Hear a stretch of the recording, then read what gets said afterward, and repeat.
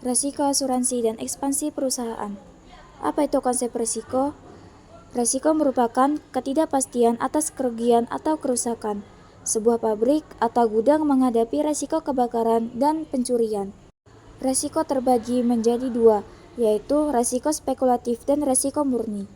Resiko spekulatif memberikan kesempatan bagi perusahaan atau individu untuk mencoba keberuntungan dan bersifat untung-untungan. Risiko murni, lain pihak hanya berkaitan dengan timbulnya kerugian. Sebagai contoh, pengendara motor selalu menghadapi risiko terjadinya kecelakaan. Jika kecelakaan terjadi, kerugian finansial maupun fisik dapat timbul. Jika kecelakaan tidak terjadi, maka pengendaraan tidak akan menerima keuntungan. Asuransi seringkali membantu seseorang dan bisnis melindungi atas timbulnya kerugian finansial akibat dari risiko murni. Manajemen risiko. Oleh karena risiko merupakan bagian yang tidak dapat dihindari dalam bisnis, manajer harus menemukan cara untuk menghadapi hal tersebut. Langkah pertama dalam perencanaan manajemen risiko adalah mengenali apa yang dimaksud dengan risiko dan menanggapi suatu mengandung risiko tertentu. Setelah itu, manajer harus memutuskan untuk mengelola risiko tersebut. Secara umum, dunia bisnis memiliki 4 alternatif dalam mengelola risiko: menghindari risiko, mengurangi risiko, mengambil risiko, atau mengalihkan risiko ke pihak lain. Mengurangi risiko. Manajer dapat mengurangi atau bahkan menghapus banyak jenis risiko dengan membuang ancaman atau mengambil tindakan preventif atau pencegahan. Banyak perusahaan mengembangkan program keselamatan untuk mendidik karyawan tentang ancaman potensial dan metode yang sesuai dalam melakukan tugas-tugas tertentu yang membahayakan. Contohnya, setiap karyawan yang bekerja di lokasi pembuangan yang berbahaya diharuskan menjalani pelatihan atau pengawasan medis. Salah satu bentuk asuransi diri yang paling umum yaitu di bidang asuransi kesehatan karyawan. Banyak perusahaan memberikan jaminan asuransi kesehatan bagi karyawan sebagai bagian dari program tunjangan mereka.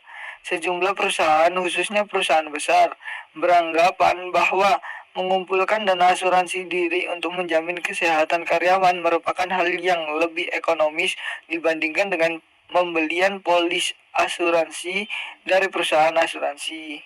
Mengalihkan risiko ke perusahaan asuransi. Meskipun perusahaan atau organisasi yang tidak berorientasi pada laba untuk mengambil langkah-langkah untuk menghindari atau mengurangi risiko. Metode yang paling umum untuk menghindari risiko adalah mengalihkan ke pihak lain. Konsep dasar asuransi. Perusahaan asuransi merupakan penanggung risiko profesional untuk sejumlah imbalan. Perusahaan ini menerima risiko kerugian atau kerusakan terhadap bisnis dan individu. Kepentingan yang dapat diasuransikan. Untuk membeli asuransi, seorang pemohon harus dapat menunjukkan kepentingan yang dapat diasuransikan dalam bentuk harta benda atau jiwa yang diasuransikan.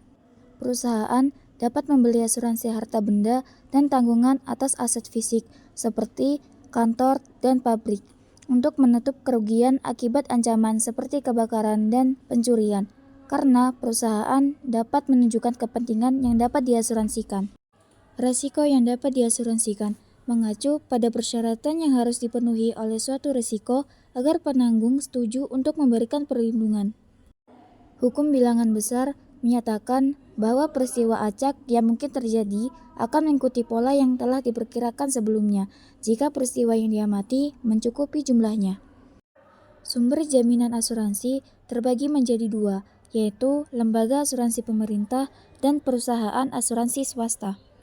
Lembaga asuransi pemerintah merupakan unit pemerintah pusat yang didirikan untuk memberikan perlindungan asuransi khusus bagi perorangan dan organisasi. Lembaga asuransi pemerintah terbagi menjadi tiga. Yang pertama, asuransi pengangguran, kedua, kompensasi pekerja, yang ketiga, jaminan sosial. Perusahaan asuransi swasta. Banyak asuransi yang ada saat ini disediakan oleh perusahaan swasta. Organisasi ini menyediakan perlindungan sebagai imbalan dari pembayaran premi. Jenis-jenis asuransi. Yang pertama, asuransi aset dan kewajiban. Asuransi yang memberi perlindungan terhadap kebakaran, kecelakaan, pencurian, dan peristiwa perusakan lainnya. Contoh dari kategori asuransi ini antara lain asuransi pemilik rumah, asuransi kendaraan, asuransi bisnis atau komersial, dan asuransi kewajiban. Asuransi pemilik rumah melindungi pemilik rumah dari kerusakan yang menimpa kediaman mereka karena sejumlah bahaya. Asuransi kendaraan. Asuransi kendaraan menjamin kerugian akibat kecelakaan kendaraan termasuk klaim pribadi dan aset yang timbul akibat kecelakaan, kebakaran, atau pencurian. Asuransi bisnis dan komersial. Asuransi bisnis dan komersial melindungi perusahaan dari kerugian finansial yang timbul akibat gangguan operasional bisnis atau kerusakan fisik atas aset yang timbul karena kebakaran, pencurian, atau peristiwa yang merusak lainnya. Asuransi kewajiban melindungi individu atau bisnis terhadap kerugian finansial kepada pihak lain, di mana individu atau bisnis tertentu bertanggung jawab atas itu. Asuransi kesehatan dan cacat fisik. Setiap orang menghadapi resiko sakit atau terluka. Bahkan, penyakit kecil dapat mengakibatkan tagihan rawat medis yang cukup besar. Untuk melindungi atas risiko ini, sebagian besar warga Amerika memiliki beberapa bentuk. Yang pertama, asuransi kesehatan. Asuransi yang memberikan jaminan untuk kerugian yang disebabkan oleh penyakit atau kecelakaan. Asuransi pendapatan bagi kaum cacat. Asuransi pendapatan bagi kaum cacat dibuat untuk menggantikan pendapatan yang hilang ketika karyawan tidak mampu lagi bekerja akibat kecelakaan atau penyakit. Asuransi jiwa. Asuransi jiwa memberi perlindungan terhadap kerugian finansial yang diakibatkan oleh kematian dini. Asuransi jiwa terbagi menjadi dua, polis berjangka dan polis nilai tunai. Polis berjangka menyediakan manfaat jiwa jika pemegang polis meninggal dunia dalam periode waktu tertentu. Polis nilai tunai menggabungkan perlindungan asuransi jiwa dengan fitur tabungan atau investasi. Asuransi jiwa. Asuransi eksekutif utama. Asuransi jiwa yang dibuat untuk mengganti kerugian perusahaan karena kehilangan jasa dari seorang manajer senior penting dan untuk menutup pengeluaran atas pencarian eksekutif. Ekspansi perusahaan.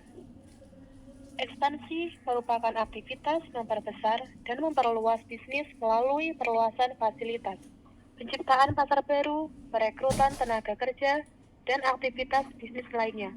Motif sebuah perusahaan melakukan ekspansi dapat berupa motif ekonomi dan motif psikologis.